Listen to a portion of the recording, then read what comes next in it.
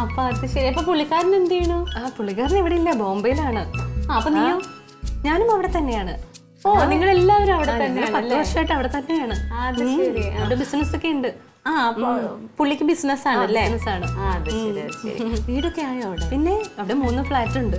3ലും കൂടി എങ്ങനെ താമസിക്കും? 3ലും കൂടി താമസിക്കില്ല, 1 ഞങ്ങൾ ഉപയോഗിക്കുന്നു, 2 റെന്റിന് കൊടുത്തേക്കുക. ശരി, അത് ശരി. അപ്പൊ ഇവിടെ ഇപ്പൊ എന്താ വന്നേ? ഇവിടെ ഞങ്ങൾക്ക് ഒരു എസ്റ്റേറ്റ് ഉണ്ട്, ആര്യനാട്. അമ്മയൊക്കെ അവിടെയാണോ? അമ്മയൊക്കെ ഇവിടെ ഉണ്ട്, നാട്ടിലുണ്ട്, കുടുംബ വീട്ടിലുണ്ട്. അത് ശരി. എസ്റ്റേറ്റ് ഇവിടെ ഇവിടെ ആര്യനാടാ എസ്റ്റേറ്റ്. അത് നോക്കാൻ വന്നതാ, തീരെ സമയമില്ല. പിന്നെ നോക്കാതിരിക്കാൻ പറ്റുമോ നമുക്കുള്ള? അതെ അതെ അതെ. ഇപ്പൊ ഞങ്ങളായാൻ പറ്റുമോ? അതെ, ഞങ്ങൾക്ക് എറണാകുളത്ത് എസ്റ്റേറ്റ് ഉള്ളതേ. ഈ പറഞ്ഞ പോലെ ഇവിടുന്ന് എറണാകുളം വരെ പോവാന്ന് പറഞ്ഞാൽ തന്നെ വലിയ തലവേദന, പാടാണ്.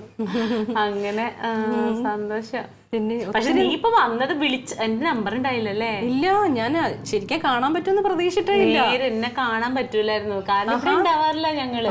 എപ്പോഴും ഇതേപോലെ യാത്രയായിരിക്കുവേ. ക്ലീറ്റോന് ഭർത്താവിനെ അറിയാലോ, വലിയ പാർട്ടിക്കാരനാ. അപ്പൊ പുള്ളിക്ക് ഇങ്ങനെ ഓരോ ദിവസങ്ങൾ ഓരോ സ്ഥലത്തോട്ട് യാത്രയാ. ഡൽഹിക്കും ബോംബെയിലൊക്കെ ഞങ്ങള് വന്നിട്ടുണ്ട് കേട്ടോ. എപ്പോഴാ വന്നത്? അതെ. നീ എന്താ ഇവിടെ ഇരിക്കണേ? പോയി കമ്പ്യൂട്ടറിൽ കളിക്കും. എപ്പോഴും അതെ, കമ്പ്യൂട്ടറിൽ കളിക്കണമെന്ന് പറഞ്ഞ പെണ്ണിന് വാശി. ഞാൻ എടുത്ത് പൂട്ടി വെച്ചേക്കാം, പോയി തുറന്ന് കളിച്ചോ, കമ്പ്യൂട്ടറിൽ പോയി കളിച്ചോളെ. പിള്ളേരുടെ ഒരു കാര്യം, കമ്പ്യൂട്ടറും ഫോണും തന്നെ മതി. ഇപ്പോഴത്തെ കുട്ടികൾക്ക് അത് മതിയല്ലോ. എന്റെ പിള്ളേരോ?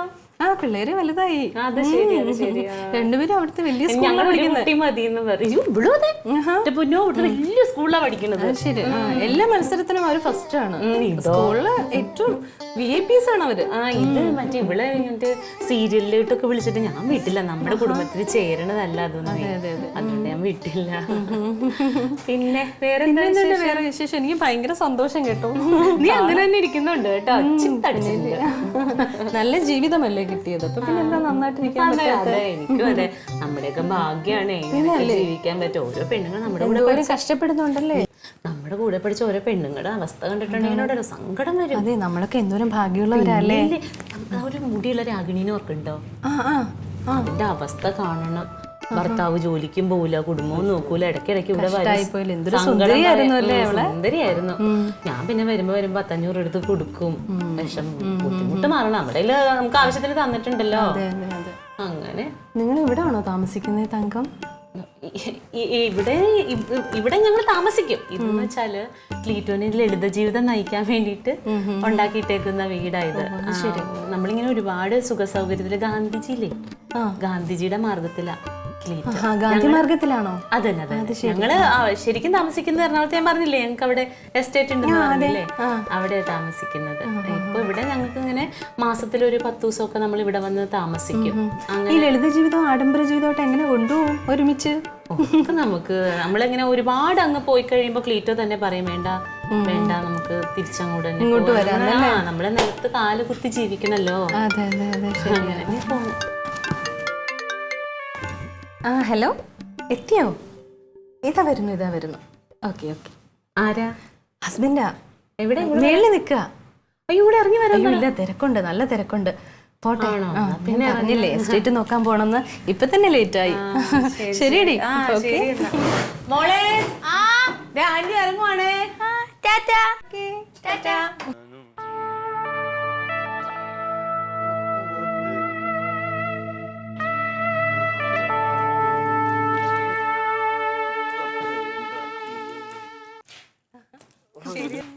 എന്തായാലും സന്തോഷം, നിന്നെ കാണാൻ പറ്റിയല്ലോ. ഞങ്ങൾ ഇനി ബോംബെക്ക് വരുമ്പോ അങ്ങോട്ട് വരാം. പിന്നെ തീർച്ചയായിട്ടും നമ്പർ ഉണ്ടല്ലോ, വിളിക്കാം വല്ലപ്പോഴും കേട്ടോ. ശരി. അതാരെന്ന് മനസ്സിലായോ? എന്റെ സഹോദരൻ അറിയാം. നല്ല പരിചയം, മുഖപരിചയം ഉണ്ട്. ഇതാരാ നോക്കിയേ? അറിയോ? ലക്ഷ്മി. തടിച്ചു. കൊറേ വർഷമായില്ലേ? എന്നിട്ട് എന്നെ മനസ്സിലായല്ലോ. ഒറ്റ എന്താ, എത്ര അറിയാലും കൂടെ പഠിച്ചവരെയും കൂടെ ഒരുമിച്ച് നടന്ന സ്കൂള് ഒന്നും മറക്കൂലല്ലോ നമ്മള്. നീ എവിടെ പോയേക്കുമായിരുന്നു? ഞാൻ ഇവിടെ നമ്മുടെ ഒരു കൂട്ടുകാരന്റെ ഇതുണ്ട്, പാർട്ടി ഉണ്ട്. KCB വലിയ ഉദ്യോഗസ്ഥനാ. ലൈൻമാനാ. അതെ, ലൈൻമാനും. എന്താ ഈ സമയത്ത് എന്താ ഈ വൈകുന്നേരം? ഞങ്ങൾക്ക് ഇവിടെ ഒരു എസ്റ്റേറ്റ് ഉണ്ട്, അപ്പൊ അദ്ദേഹം അത് നോക്കാൻ വേണ്ടി പോയിരിക്കുക. ആ സമയം ഞാൻ ഇവിടെ ഒന്ന് കാണാമെന്ന് പറഞ്ഞ് ഓടി പോകുന്നതാ. വലിയ കാർ ഇവിടെ കിടക്കണേ. അതെ, വന്ന് നിപ്പുണ്ട് മേലെ. വലിയൊരു കാർ ഇവിടെ കിടക്കണേ. ഭയങ്കര പണക്കാരിയായി. ഓ, അങ്ങനെയൊക്കെ പോന്നു. അയ്യോ, നമ്മള് ഒരുമിച്ചായിരുന്നു. പരിചയപ്പെട്ടില്ലേ? അപ്പൊ എവിടെ താമസം? ഞങ്ങള് ബോംബെയിലാ. 10 വർഷമായിട്ട് അവിടെയാ. നല്ല സെറ്റപ്പ് ആയോ? സെറ്റിൽഡ് ആണ് അവിടെ. ഫ്ലാറ്റ് ഒക്കെ ഉണ്ട്, 2-3 ഫ്ലാറ്റ് ഉണ്ട് ഇവിടെ. അതെ, 2 പടിയടി, 3 ഫ്ലാറ്റ് കൂടെ പഠിച്ച വീടിന്. നമുക്ക് എന്തുണ്ട് പറയാനായിട്ട്? ഈ വീടിന്റെ ഒരു സൈഡ് ആരെയൊക്കെ അറിഞ്ഞല്ലോ, കൂട്ടുകാരുടെ ആരെയൊക്കെ അറിഞ്ഞല്ലോ. ഒളിച്ചോടി പോയി വലിയ രാവിലെ വെള്ളം ഇറങ്ങും ഒരുത്തെ ക്ലീറ്റോ. വെള്ളം രാഷ്ട്രീയം എന്ന് പറഞ്ഞാൽ കളിച്ചിറങ്ങണം. ഒരു ഗുണമില്ല. കുഴിഞ്ഞിട്ടൊരു കുപ്പ എടുക്കൂല. അവള് വയ്യാത്ത കാലം വെച്ച് മെഷീൻ ചവിട്ടിയിട്ടാണ് അവള് ജീവിക്കണത്. തൊഴിലുറപ്പെടുന്ന പറഞ്ഞാൽ രാവിലെ ഇറങ്ങും. ആളുകൾ ചോദിക്കാം നമ്മളെന്താ പെങ്ങൾ എന്താ ജോലി? ഇതാണൊക്കെ പറയാറുണ്ട്. ബോംബെയിലാണ്, അമേരിക്കയിലാണെന്നൊക്കെ പറയണത് നമുക്ക് ആഗ്രഹമുണ്ട്. എന്റെ പെങ്ങൾ എന്ത് ചെയ്യാണ്? മെഷീൻ ചവിട്ടണം. അല്ലെങ്കിൽ എന്ത് ചെയ്യാണ്? തൊഴിലുറപ്പിന് കണ്ടവന്റെ പരേടത്തിൽ കളയ്ക്കാൻ പോണം. ആണോ ഞാൻ പറഞ്ഞത്? ഇത് കണ്ട കൂടെ പഠിച്ച പെണ്ണാണ്, അന്തസാരി ജീവിക്കുന്ന ആള്. അല്ലടാ, നമ്മുടെ എറണാകുളത്തെ കുന്തം ഒരു പുല്ലാവില്ല. ഇങ്ങനെ പറയാളെ ലക്ഷ്മി വല്ലതും കഴിച്ചാ? ഇല്ല, കഴിച്ചിട്ടില്ല. അവിടെ ഒന്നും കാണൂല. വേണമെങ്കിൽ ഇവിടെ നിന്ന് കഴിച്ചിട്ട് പോവാ. ഹസ്ബൻഡിന്റെ വിളി ഇവിടെ ആകുമ്പോ എല്ലാം കാണും. അവിടെ പട്ടിണിയാ. ഞാൻ വല്ലതും കൊടുക്കണം.